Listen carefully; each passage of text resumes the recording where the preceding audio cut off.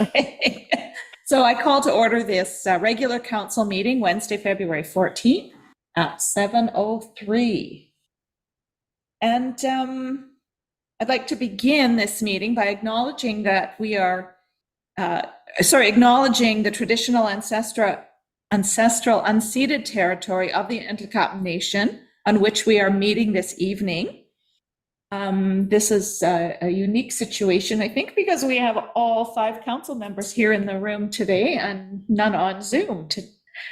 We also have Kathy Walters here in accordance with our council procedure bylaw. She is here in the capacity as corporate officer. Okay, welcome, Kathy. Adoption of the agenda. So we do have a late item, which will be under item number 11, other business, and it's regarding the community infrastructure. So can we please have a motion to adopt this agenda as amended? Councillor. I move that council adopt the February 14th, 2024 agenda for the regular council meeting as amended. Thank you. A seconder? Seconded, Toss. Thank you. All those in favor? Yes. Carried. Now on to the adoption of the minutes of the January 31st meeting. I will move that the minutes of the regular council meeting held on January 31st, 2024 be adopted as presented and amended. And a seconder? Second. Thank you. And were there any errors or omissions? No. All those in favor? Carried. Now we move on to item number 6. And I'm going to turn it back over to CEO Storoshenko. Thank you, Mayor O'Connor. Hold on just a moment. Sorry. Now we're having technical issues again here.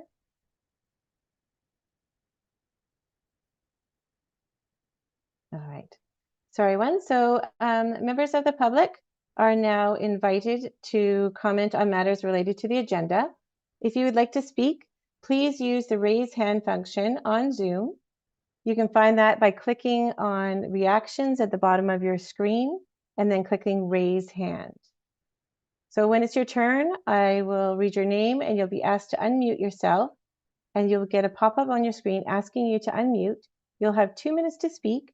Speakers are asked to please state your name and your address and the agenda item that you are speaking to.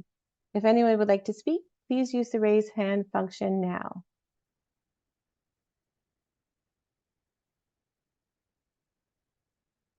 Okay, I don't see anybody with their hands raised. So once again, I'll call for a second time. If anyone would like to speak, please use the raise hand function now. And again, that can be found at reactions at the bottom of your screen. Still nobody, so calling for a third time. And I don't see anybody here, Mayor O'Connor, so if there's anyone there, I don't think there's anyone at Parish Hall. No, we have nobody here visiting today. Okay. All right, so we will then move on to item number 7.1, and we have a report from CAO Montbriquet regarding the Municipal Insurance Association. And I'll turn it over to you, Diane. Thank you very much, Mayor O'Connor. Good evening, everybody. This is an item we have typically offered our contractors the opportunity to get errors and omissions insurance through the Municipal Insurance Association, as opposed to securing their own policy, because there's usually quite a difference in the price. And the MIABC offers this product. So in order for us to add them to our errors and omissions insurance, we need a resolution from council to do so. There's 2 contractors on here that have been with us for a while. That resolution got missed back in the summer. We should have put them on, so we'll put them on now as we were preparing to put the new community navigator on. Great, thank you. So we have a recommended motion here. Who would like to put that forward? Councillor Lightfoot, thank you. I move that council approve the addition of Communications Advisor Melissa Darrow, Communications Coordinator Megan Pandrich, and Community Navigator Jeff Eisert in the errors and emissions insurance provided through the Municipal Insurance Association of British Columbia. And a seconder?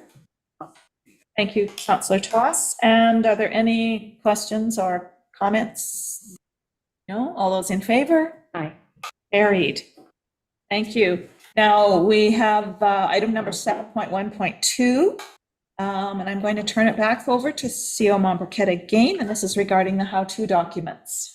That's great. Thank you very much, Mayor O'Connor. This item is for council's information. We just wanted to make council aware of some information documents we were working on to help communicate to residents kind of some various procedures that they need to go through for parts of the rebuild. So you'll see in the package there, and this is what we think this is sort of the start. There may be others added later on as people, more inquiries come in. We understand more things that people are looking to understand.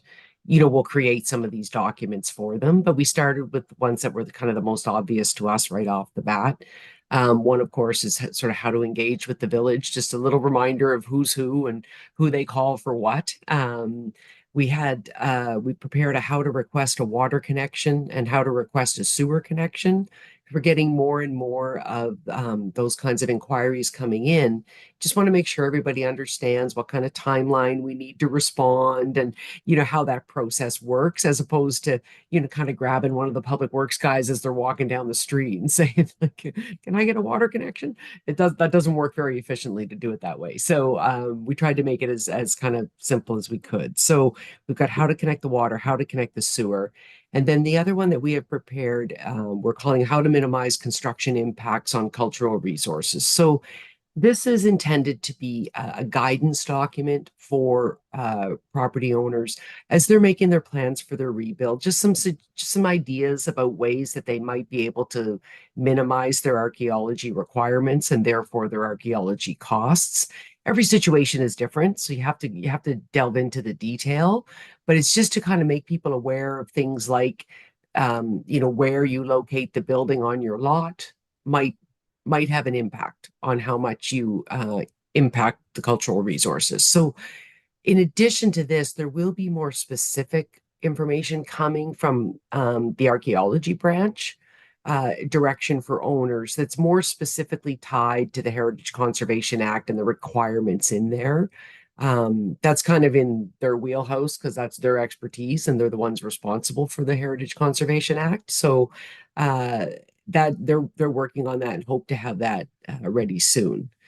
The final thing I'll say about the documents is we did share the one about minimizing construction impacts with some other partners, and we do have some comments to incorporate into. So this is not the final version of it, but I would say they don't substantially change the document.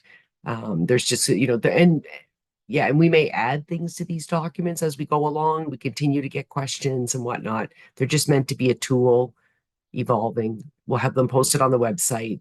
Recovery managers, community navigator will be using them to make sure that we're communicating consistently to people as well. Thank you. Now we have a recommended motion here to adopt these for reports. Yeah, thank you. I move that council receive the report how to documents dated February 14th, 2024 for information. And a seconder? Seconded, Toss. Thank you. Now, do we have any questions for Diane about these or comments?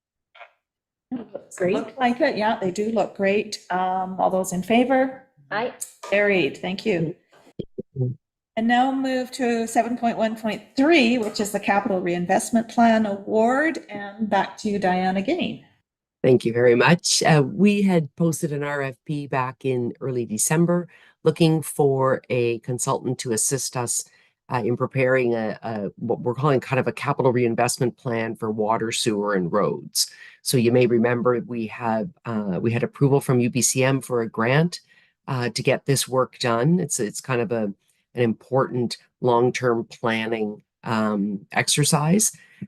We're moving it kind of up in the timeline because we're going to use the information that comes out of this report to help advise the investments that we make with the water and sewer grants that we've received from federal and provincial departments. So we put the RFP out there. We had 2 responses.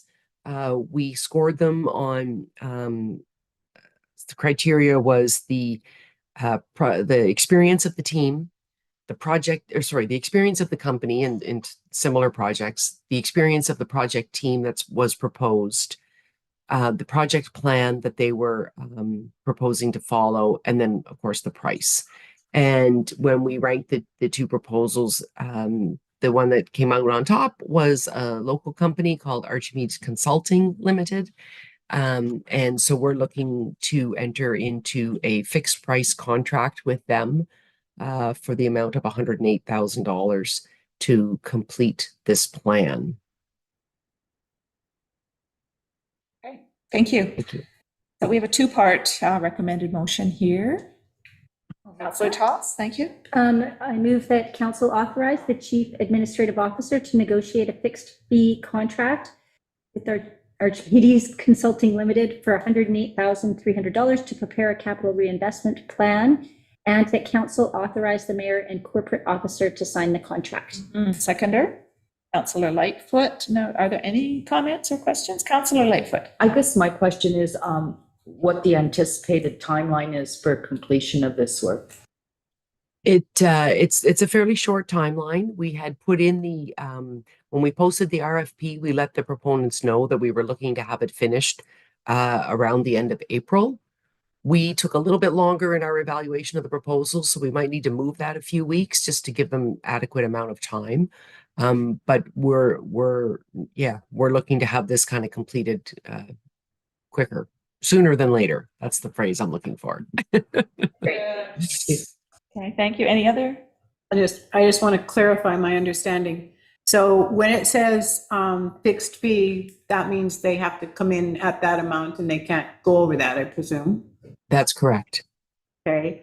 And then the other clarification was that this then is a document that will guide the actual works and for water and sewer, and that work we would hope to have done like within the next year.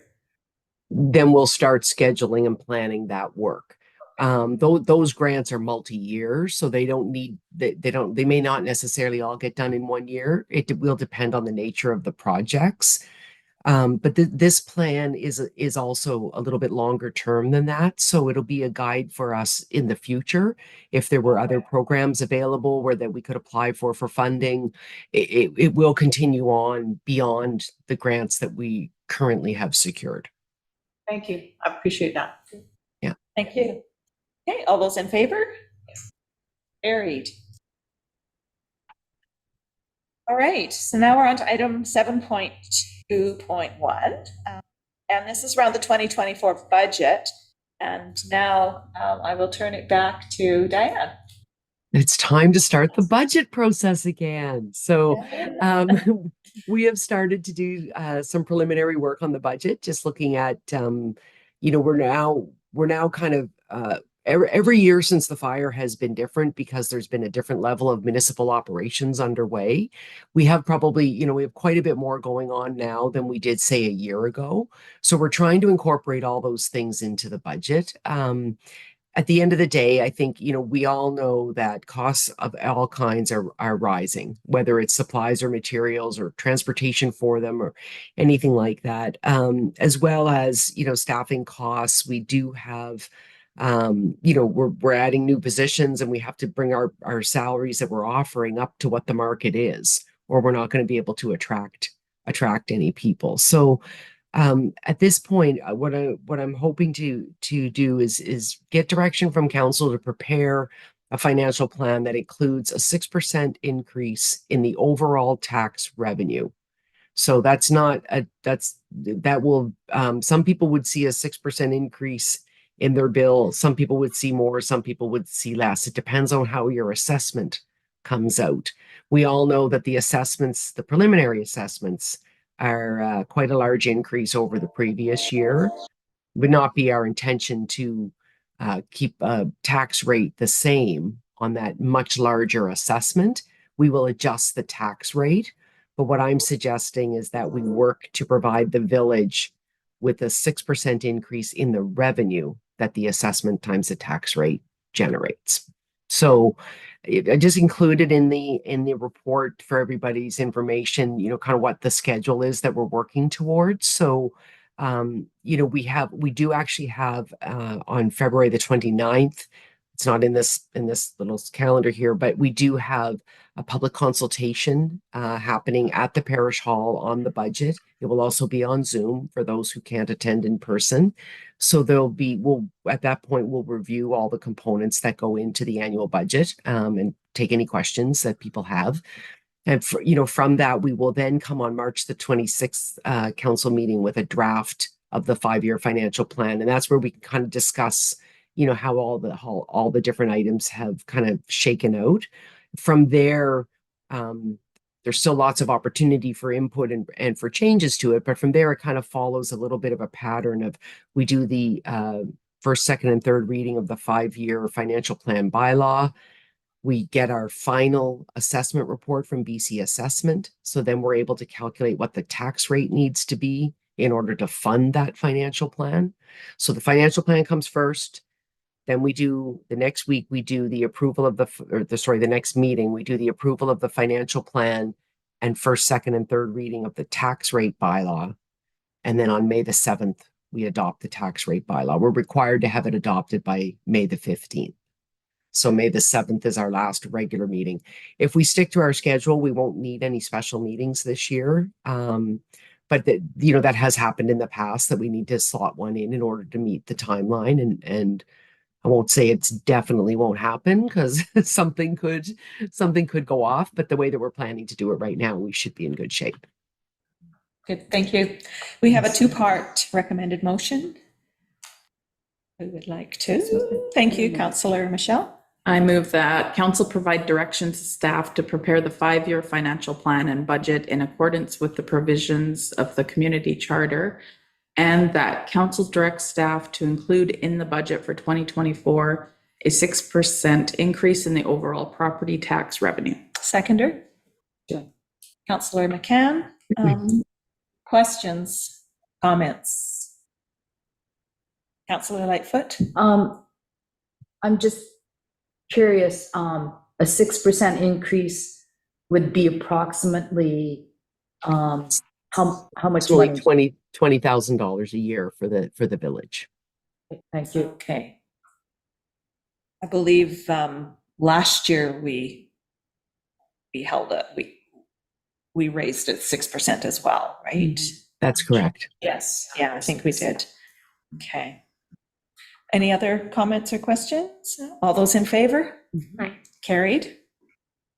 Now on to monthly reporting, and this is the Province of BC contribution agreement, and I believe information around that came to our last meeting, so I'll turn it back over to Theo Momberket. Thank you very much. And we'll have this report once a month in our package. So this is the report of at the last meeting, we kind of got caught up at to the beginning of the agreement, which was all the expenditures up to December 31st. This report is for our January expenditures. So we're going to submit this to EMCR for reimbursement. And as part of that process, they require council's approval of this report prior to me submitting it. So the expenses that are included for January is these are really the tail end of the backfilling that happened prior to Christmas, the MatCon costs, as well as Ecora. And so, and then we'll start to see some of the staffing costs come through this grant as well, some of the contract staff. So we're requesting a reimbursement from them of $857,000. These expenses have been paid by the village. We've already paid them. Okay, thank you. Okay. We have a recommended motion, 2-part motion. I'll read that one. Thank you, Councillor I McCann. move that council approve the monthly report as presented, and that council authorize the chief financial officer to submit the report to the province of British Columbia as required by the contribution agreement. And a seconder? Councillor Lightfoot. Any comments or questions? Councillor McCann.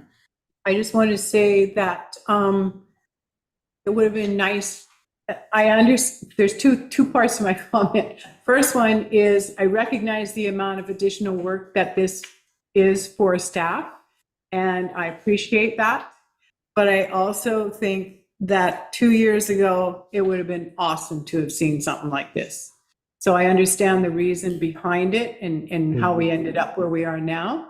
And I just found it really helpful. I like the process, even though I don't like burdening people with more work. I do understand the rationale behind it, and I kind of like the way it looks.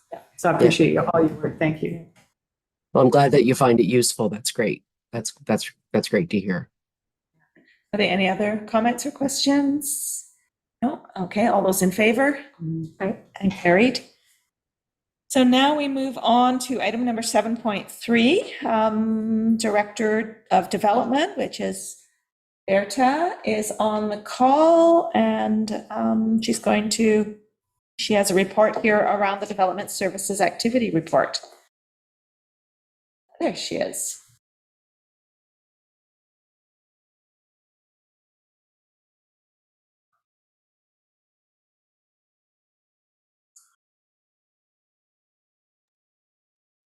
Okay.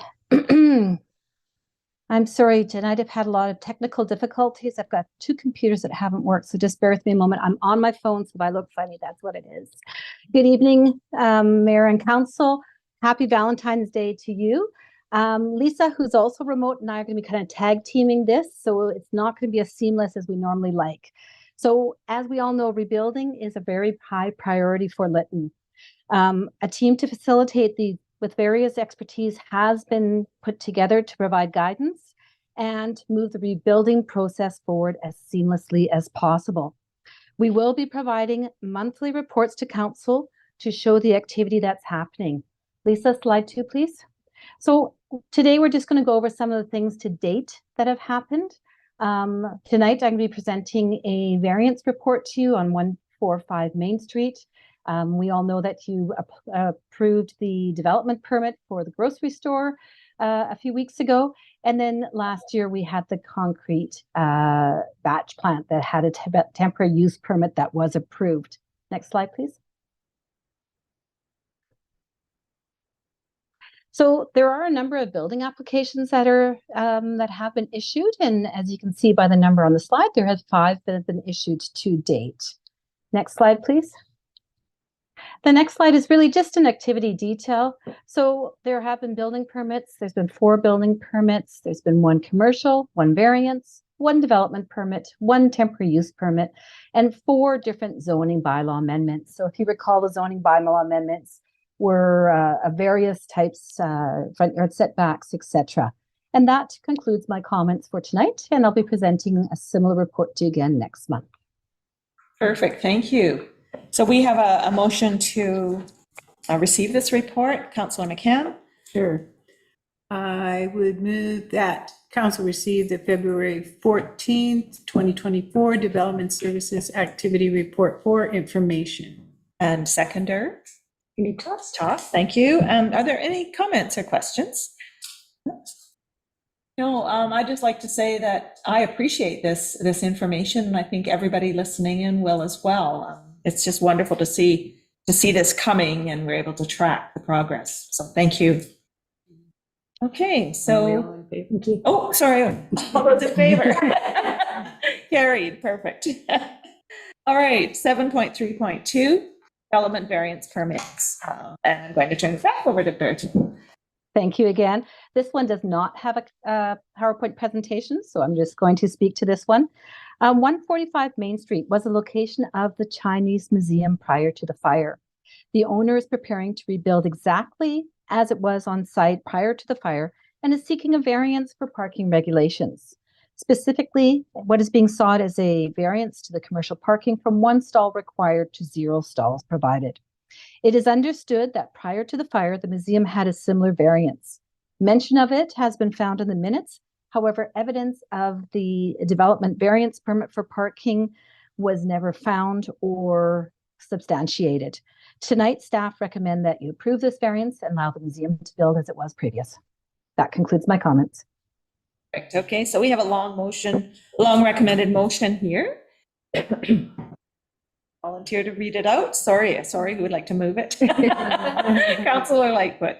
I move that council authorize the issuance of development variance permit number 2023-01, EVP 2023-01, for a parking reduction at parcel A, being consolidation of lots 2 and 2A, Block 13, Section 1, Township 25, Range 27, west of the 6th Meridian, KDYA, Lytton, to vary Schedule C parking and loading regulations, Table 1, required off-street parking spaces, from 1 parking stall required to 0 parking stalls required, and that this development variance permit is valid for 2 years, meaning that construction must begin within 2 years from the date of council approval with no opportunity to extend.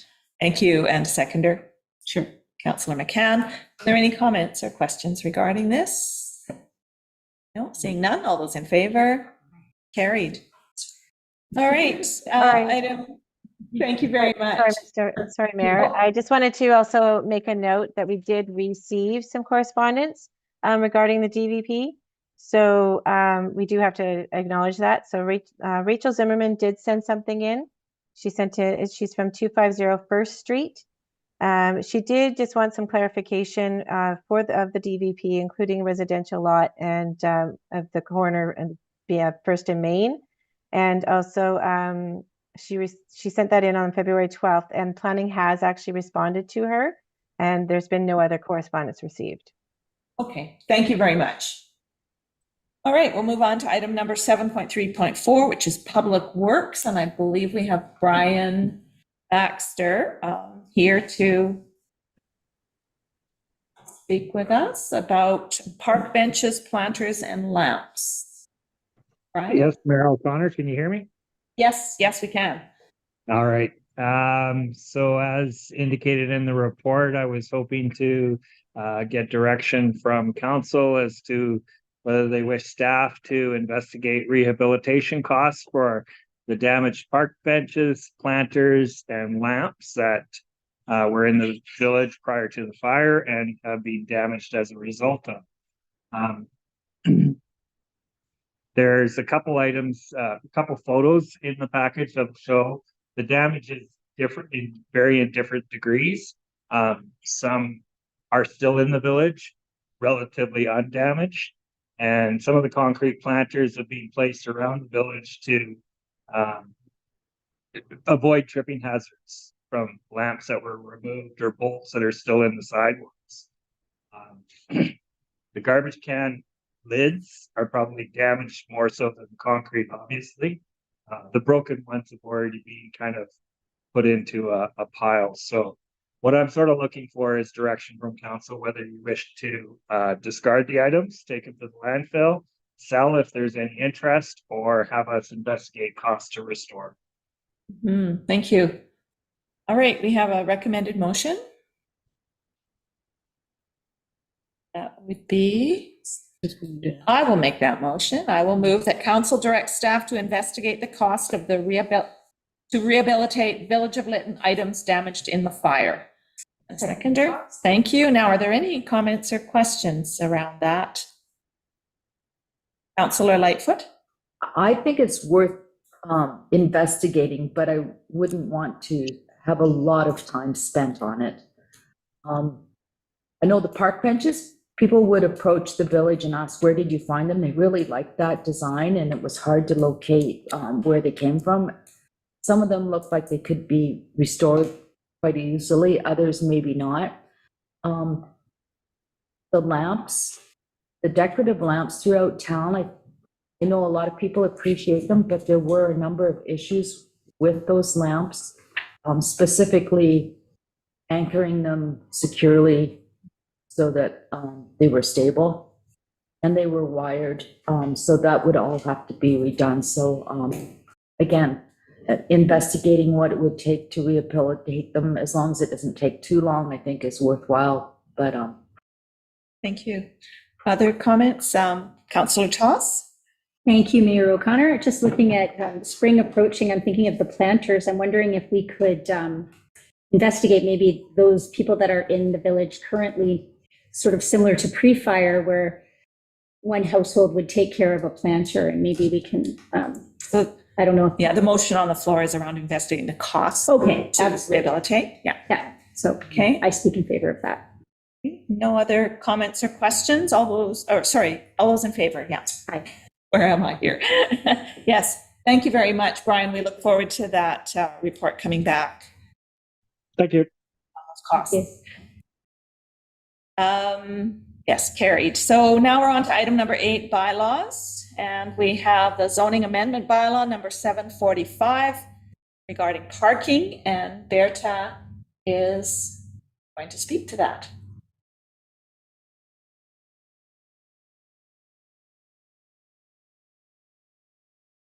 Berta.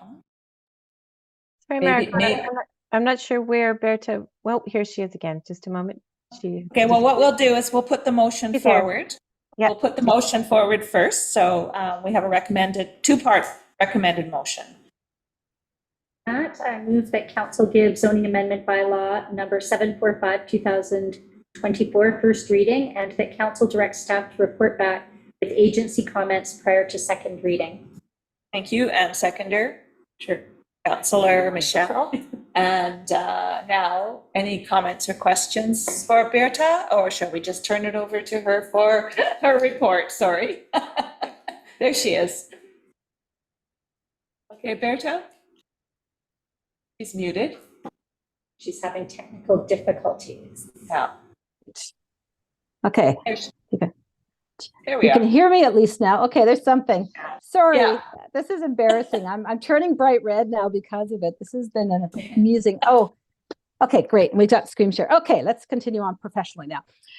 So staff were pleased to provide a report reviewing the parking regulations found in Section C of the zoning bylaw 484. Sorry, let's just, next slide, please. As council knows, you had asked us to investigate a number of things. So the report provides a few details that include some parking loading comparisons. And what we chose to do, as you read in the report, was to take communities that were like size, that had recently updated their parking regulations. It is unfortunate, but a lot of the smaller communities, their zoning bylaws are just about as old as the one that Lytton has as well. So they weren't good sources. To summarize some of the legislative changes, again, that impacted parking, and to propose some amended changes. One of the things, as we indicated in the report, was normally Ministry of Transportation helps inform how parking should move forward. And we spent a lot of time and actually tried to pull a lot of favors through different people to get the appropriate document that's very, very difficult that they expected us to look into. We finally decided that we do need to move forward and have the following as per the next slide.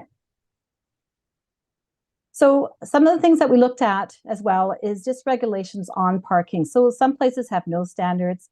There's case by case, basic determinations of standards, minimum, maximum, all those kind of things that you can imagine people get all excited about when it gets to parking. So I would like to recommend a couple of things, or planning staff recommend. So one, we were looking at, are there different standards for different areas? But we recommend that there's a single standard for all properties of similar use in the village. I'll go into that a little bit more in just a moment. That no formal process, I'm sorry? Okay, that no formal process or protocols are created by the village until the village experience parking problems or complaints. We don't know, we feel that it's not really an exercise at this moment in time to worry about how to regulate things. And finally, to use the line work on curbs, on streets to delineate where people are allowed to park and where people are not allowed to park. So depending on what country you're in Canada, it's mostly a yellow line. In other countries, it's red lines or blue lines. And that indicates where we can and cannot park. Next slide, please. So finally, you'll notice that in one of the attachments, attachment number 3, was the actual zone amendment. We are not going to go into this in a lot of detail. That's why we've left it fairly blurry on your screen here, because we would like to move this forward to MOT, but we need your motion, obviously, to do that. And then if we get to come back with it again, we'll go into it a little bit more detail. Anyone that has looked at it in a little bit clearer will notice that we've really tried to streamline how many uses there are.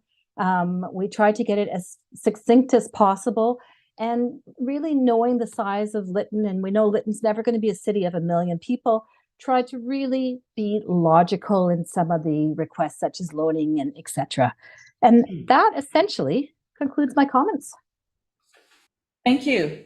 Are there any comments or questions, Councillor Lightfoot? I have a question and a comment. My question is, it speaks about reporting back with agency comments. I'm not clear what agency is. Modi, isn't it? With Modi? Yeah, Okay. that's correct. Okay. My comment is on the required off-street parking spaces. I look at liquor licensed premises, including neighborhood pubs and restaurants. So I would assume that, something like the Legion would fall within that. And what it's suggesting is 1 parking spot for every 3 seats, which seems to be unworkable and excessive. Being a member of the Legion in past years, I know we had many events where we had 70 people or so in the Legion, and there was no off-street parking, and parking wasn't an issue. I think, licensed liquor premises, you really would prefer people don't drive if they're going to go and drink.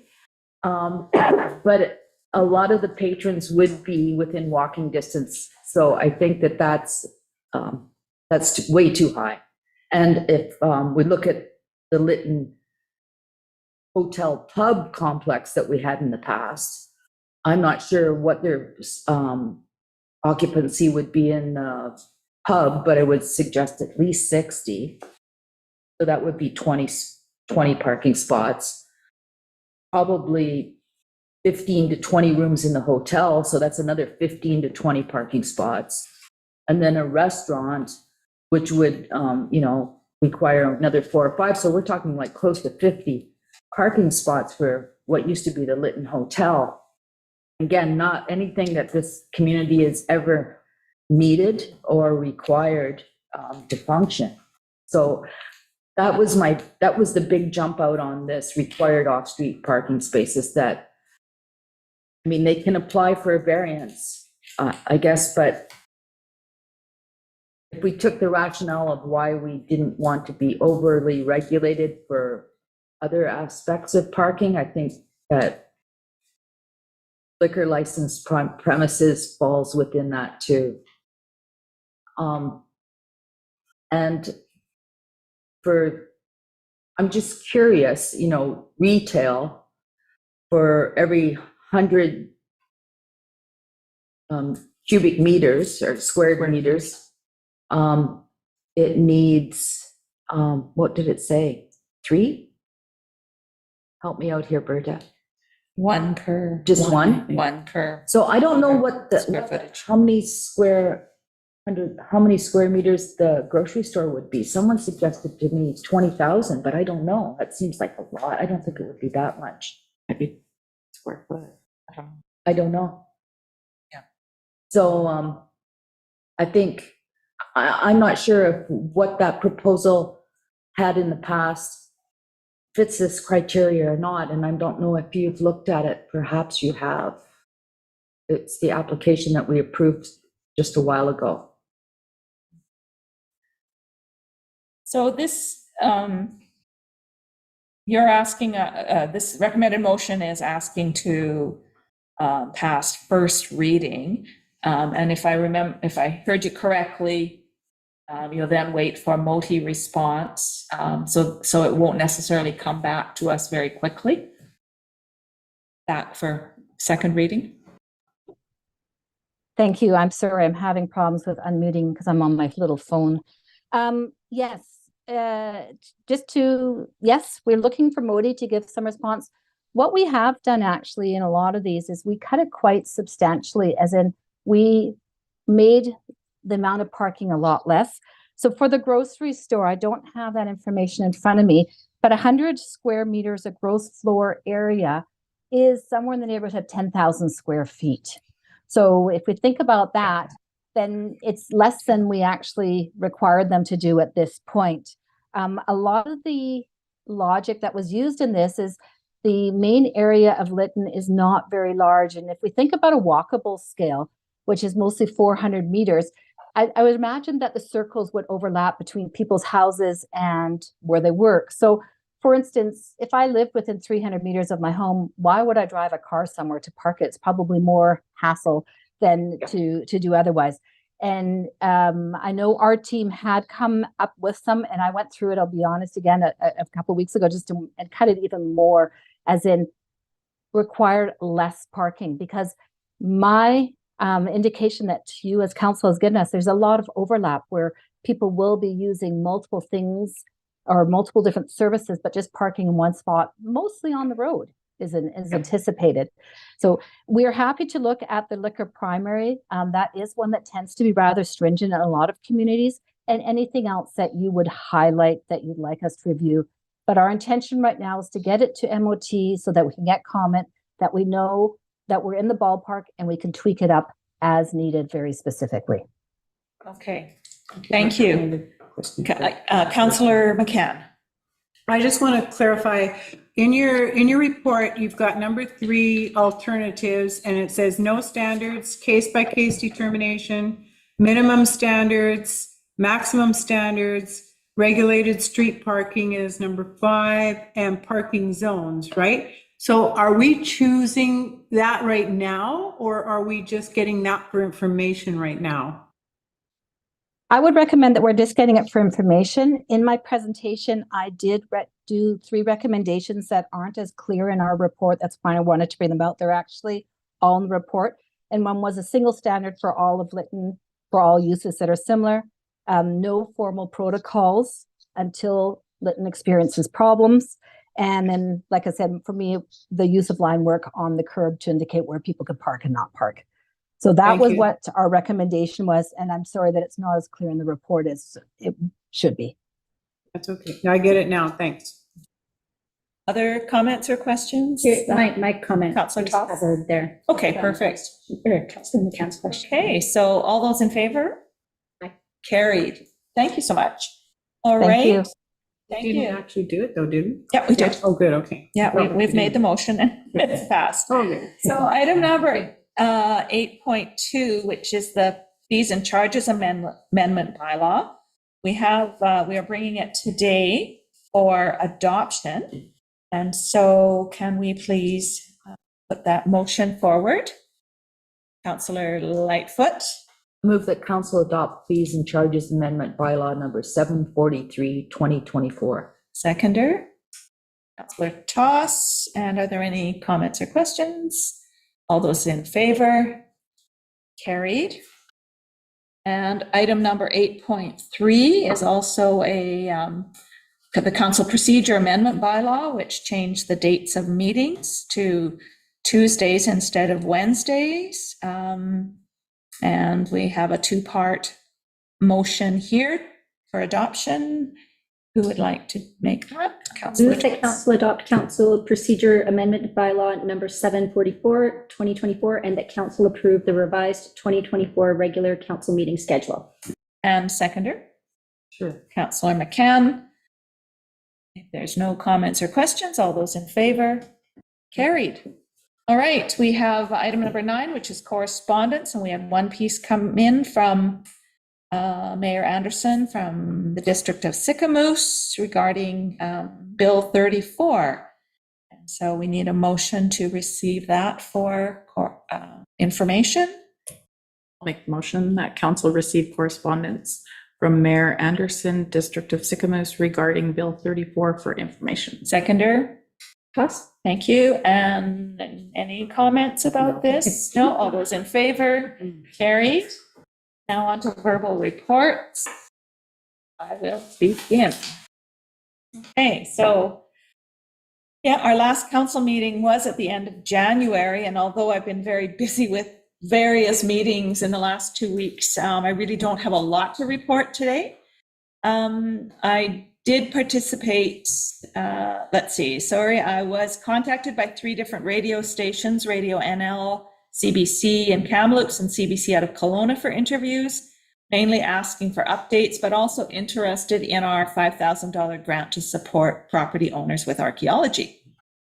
On a sad note, I'd like everyone to know that the recent deaths in the community, both young and old, has not gone unnoticed. And my thoughts are with all of the friends and family at this time. On a happier note, though, I hope everyone had an enjoyable Valentine's Day and some love and light came your way today. Just a reminder that tomorrow night, February 15th, is a community meeting where our focus is on rebuilding. So it's not too late to get your questions in. You can also ask questions at that meeting. And we're going to be sharing a lot of information around rebuilding. So we're going to be open to the public here in the hall and of course on Zoom and YouTube Live starting at 6:30 tomorrow night. So we'll move on to Councillor Toss. Thank you, Mayor O'Connor. I don't have a lot to report. I've been working on a bit of researching of archaeology, and other than that, not much to report. Thank you. Great, thank you. Councillor McCann. Attended a few meetings, the coffee with the mayor and council on the 5th and the 12th, and there's been about 20 some odd people attending, so that's been really kind of fun and interesting having people come in and share their ideas and just visit. February 13th, I went to the Kumsheen Heritage Committee meeting, and that was yesterday. On the 8th, we met with the Recovery Director, Don Wong, and other community reps regarding the Two Rivers Farmers Market and other topics. And I just had a little note here that the weekly coffee events have been well attended. Community members are taking advantage of the opportunity to share information. For example, the Lytton Museum and the Legion reps have provided information about those organizations and are looking for new members to join and assist in the rebuilding of those important community venues. I'd like to express my appreciation for the work being done by the village staff. With so many things being done and in the works, you have my sincere respect for your dedication to the village rebuild. I'm excited to see signs of increasing numbers of community members, not just the village of Lytton, but the reserve as well, who will soon be starting their rebuilds, and hopeful that it will be a positive experience for all. Thank you. Thank you. Councillor Michelle. I don't have anything to report tonight. Thank you. Councillor Lightfoot. Not much to report either. I attended a couple of coffees, and as Councillor McCann said, the attendance has been good, and I encourage anyone anytime to drop in on Mondays. Someone seems to be bringing cookies or baked goods on a regular basis, so there's that attraction. And I also attended with Director Wong and the farmers market and listened to some of their hopes as we proceed. Thank you. Okay, so we will now be moving into closed meeting. So thank you, public. No, we won't. I apologize. We have an Other item number business. 11, and it's written right in front of me. I just can't see it. So we are on to item number 11, other business regarding the community infrastructure, and I am going to turn it over to Don Wong. Don Wong. Don is on. There he is. Yeah. Hi all. Thank you. This is a follow-up from the report from the previous meeting about the community infrastructure. The village launched an RFP for an owner's advisor architect as part of the program to help do some conceptual designs for us and get some ideas.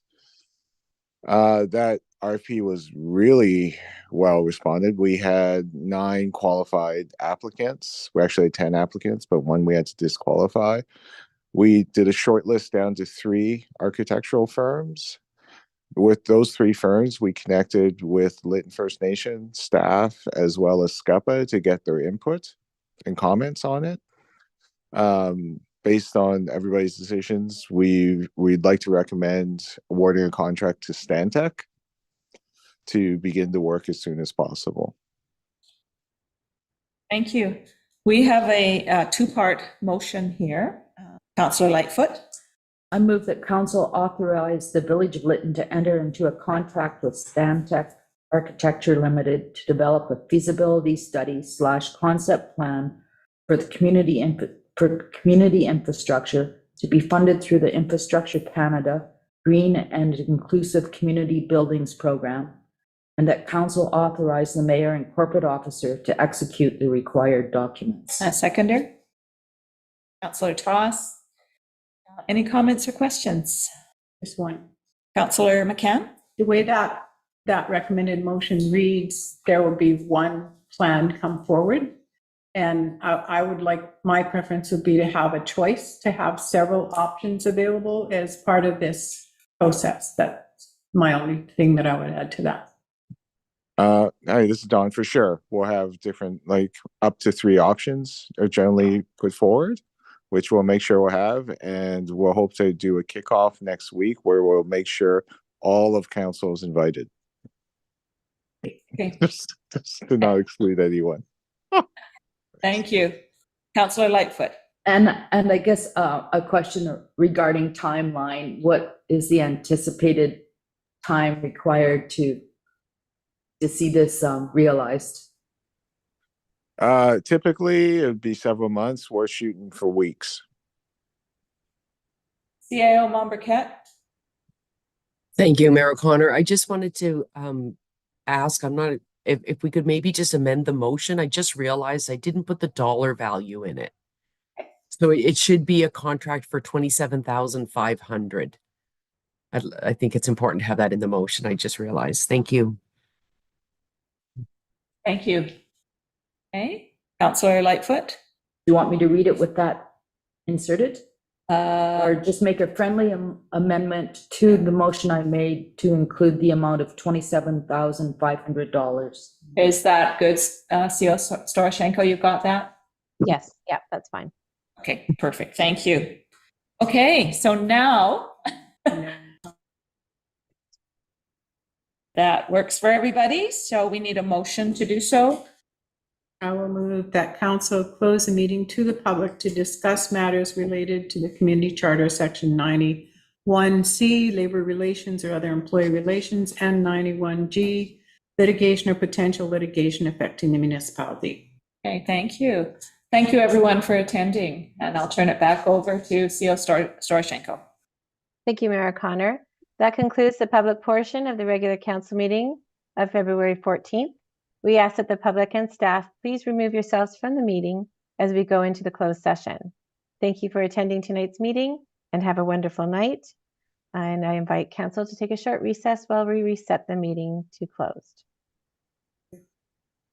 Thank you. I went to grab